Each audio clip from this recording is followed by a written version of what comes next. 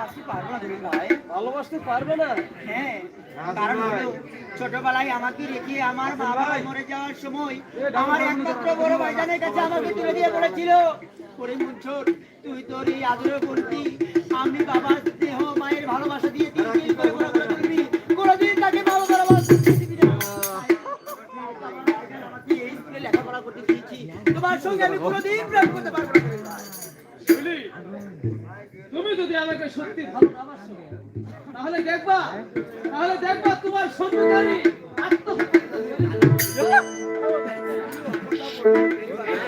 তুমি বোঝার চেষ্টা করো, আমার ভাইজানের আমি কিছুতেই তোমার সঙ্গে